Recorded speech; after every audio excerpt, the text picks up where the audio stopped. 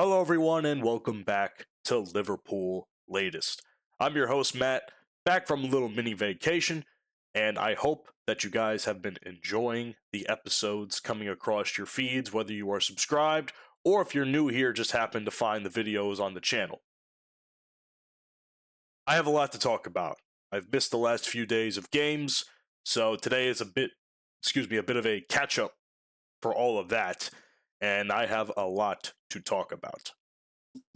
First and foremost, the draw against Chelsea. Not necessarily the desired outcome we were looking to have. Kind of a bit of a bummer, if you ask me. And I don't even really know if I can say we played bad. Like, watching the highlights, I didn't watch the game. Like, I wasn't going to get up at 7:30 in the morning for this game. I'm sorry, not on my vacation. I wasn't. All due respect. So for me, it made zero sense for me to get up, watch this game, and from what I've heard, it was pretty bad. The overall general opinion is that the game was not great. The highlights, however, would tell me a different story. Granted, there were some pretty decent shots from both sides. Mamardashvili had some very good saves on hand. If I'm being honest, didn't play his best at times, but all in all, he did all right. And the only goal that he conceded, which, if you ask me, one of it was offside anyway, so it really wasn't his fault. It was just really, really bad defense that he couldn't have stopped even if he wanted to. However, the one goal that he allowed, that, I don't even really know if I can fully fault him for that. Should he have been ready for the shot? Yes. At the same time, does he know where the shot's going to be? It was originally meant to be a ball to send in, and it somehow just ricocheted in there. It didn't even get passed off anybody, just like kind of found itself in the net. And he just kind of see him standing there like, what the hell just happened? Again, do I think he should have been ready for it? A little bit. But at the same time, I understand why that goal was given. And I know it's strange coming from me because I am the biggest Mamardashvili hater. Or at least not a hater, but I do not like him as a keeper much. And I don't know if it's fully really his fault for that because he really had no idea what the play was going to be. That said, the goal by Gravenberch was fantastic. That was a hell of a shot to start the game early on, get the ball rolling, or at least an attempt to get the ball rolling. From there, it was not great. Yeah, there was some decent shots. Szoboszlai had some pretty good opportunities there. Van Dijk had some good opportunities. One of it which was shot well off the net at point-blank range, which was like, oh, God, come on, Verge. That was one you could have had. But all in all, some attempts just aren't meant to go through. That's all I can say. As far as the stats go, the stats at the end of the day don't matter. I mean, 51% possession in favor of Chelsea. Aerial duels, another win for Chelsea. Duel success rate, Chelsea wins again. Interceptions, Chelsea. Offsides, 2-2 even. And both, or at least one of those offsides for each team was a VAR decision disallowing either of the goal for offside reasons. So, relatively speaking, refereeing was even today. Let's be honest, because they honestly could have given that Gakpo Jones goal if they really wanted to. And thankfully they were a little bit fair because Gakpo was just a teensy bit offside, just a little bit. That was a soul crushing review when I was watching that. We had more corners, but we really didn't do a whole lot with them because, well, like I said, a couple of chances we had just didn't go our way, some of which were on Van Dijk. As far as any sort of distribution, passes, I mean, Chelsea beat us on that. Passing accuracy, Chelsea beat us on that too. And then when it came to the attack, well, we had more shots, 8-6. Each team had 3 shots on target. Each team had 1 block shot apiece. Of course, shots outside the box, there we had that just a little bit of an edge, which Szoboszlai's outside the box was an absolute screamer that if that had gone through, that would have been incredible. But it hit the post, unfortunately. It was just outside. As far as discipline goes, both teams had 17 fouls apiece, which is astronomically insane. Yellow cards win for Chelsea there at 4 to our 2, so they had more. So technically, it's our win. But and then, all in all, it's just a very disappointing game. Leave it to us to give Chelsea their first point in like 5 matches. Shocker, right? When every time a team does good or has any sort of good outcome, it's against us. You know the last time Wolves scored a point? When they against us. That's the last time Wolves scored a point. Embarrassing. Very embarrassing. And needless to say, to the shock of literally nobody, Anfield was not happy at the end of the game at the final whistle. A litany of boos just filled the whole stadium for good reason. If I'm being honest with you, you cannot tell me that the fans are not fed up at this point. This has been a trend for the better part of the last several months, where Anfield is showing its opinion, its anger, its disappointment, and they're letting the team know it. They're letting the management know it. Something has to change. Anfield cannot go on like this into the next season. We cannot, in any way, shape, or form, sit here and allow something like this to continue. If I was FSG or whatever powers that be can make the call, I'm letting Slot go at the end of the season. Finish out the season and then say, thank you for your time. We appreciate what you did for us when winning the Premier League. Fuck off. I can't, as a businessman in that position, at least thinking like a businessman, say to myself, Jesus, the fans are really not happy about this. Like, our games are actually getting progressively worse each week. Why are we allowing ourselves to employ this gentleman? I cannot fathom what is keeping Arne Slot manager of the team.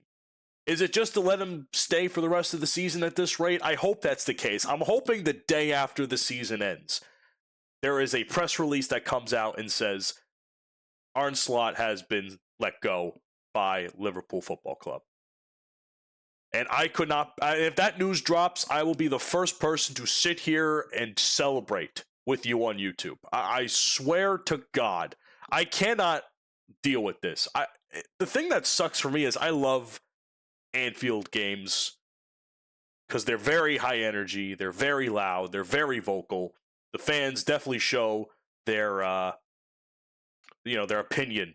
They give their opinion. The chants are always fire. It's loud. And just this entire season, it's just been little by little, the volume is just drastically decreasing. Hell, I don't even hear the cheers are as loud anymore for goals. We're kind of like, oh yeah, we scored, sweet. And then after the game is over, we're like, oh, fuck you, Slot. Fuck you guys. Of course, I've been seeing talk across my feeds of players saying that they don't enjoy being booed at the end of games. Well, I mean, let's be honest, if you fucking performed better, it really wouldn't be a problem. But the fact of the matter is, as much as Arne Slot is the problem here, it's also the players. They're not winning games. The mentality for winning is just not there. Did they spend all their mentality last year trying to win the chip? Who knows? But disappointing. Very, very disappointing game. Anfield has a right to be angry, as all of us have a right to be angry about this team. We also have a right to be upset about the women's team. I was bummed as shit when I found out the women's team lost. All right? It was 2-1 last I checked the score at halftime. I was like, oh shit, the women are playing today against Brighton. I forgot about that. I went to go check the score, and I was like, okay, 2-1. Not the best spot with them giving away a goal, but maybe they score one and it kind of solidifies. And then I was watching the highlights of the game, and I saw the other 2 goals that Brighton scored in the second half, and I'm saying to myself, God damn, that is just, can't let that go, man. You cannot let that go. That just sucks. You could hear, I don't know where this game was being played. I'm pretty sure it was being played in Anfield. I'm pretty sure. I couldn't tell. I couldn't tell the stadium based on the clips I was seeing because it was half empty, really. But wherever it was being played, the tone when Liverpool were losing, I can hear some disappointment in the crowd.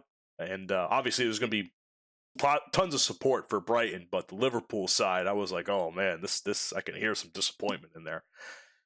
Yeah, not good. Not good.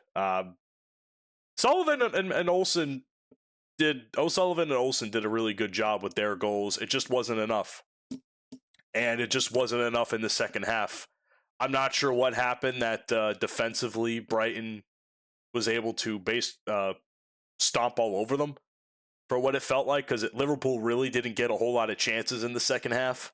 If I was looking at, if I was watching correctly, but yeah, just an absolute bummer, bro. Like you can't let something like that slip.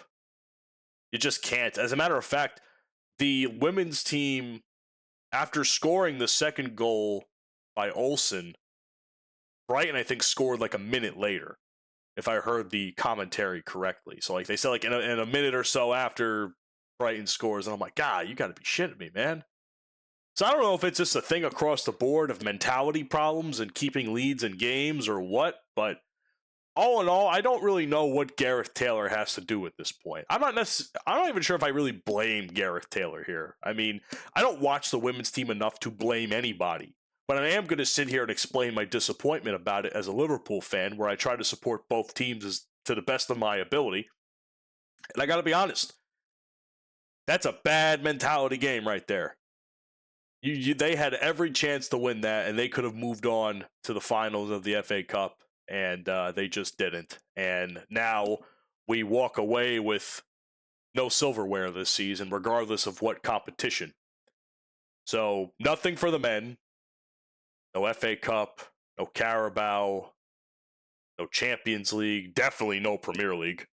And for the women, no WSL Championship, no FA Cup, just disappointment. All in all, disappointment. And if you ask me, it's a very bad weekend, or it was a very bad weekend to be a Red. It just sucks. I can't wait for this season to be over. I just feel so fucking deflated doing these reviews of the games every week. It just becomes this, not part of it's my problem because it's like the same old regurgitated stats I have to put out to you, but just watching the games, it's just the same problems over and over again. Mentality, finishing, just a lot of players just don't have that killer instinct, man, and that's hurts. It hurts to watch. So that's all I got to say for this episode of Liverpool Latest. I appreciate you being here. Be sure to leave your disappointment down in the comment section as well of this video. I would love to hear about it for sure. Leave a like if you enjoyed what you heard and what you watched. And most importantly, subscribe to never miss an episode or an upload of a podcast or wherever. As far as I know, we're on all major podcasting platforms, so you have no reason to not be able to check out this show. Leave me a 5-star review if you can. And any sort of feedback is helpful as well. I've certainly taken any feedback into account over the number of weeks, both from my friends at FanArch and from reading your comments as well. So, by all means, let me know what you think. What can I do better? I would like to do better for you guys on this show. Anyhow, that's all I got today. I'd say you never walk alone, but we're feeling very alone right now this week. It's not looking good. No silverware, man. That's just a bummer. See you guys.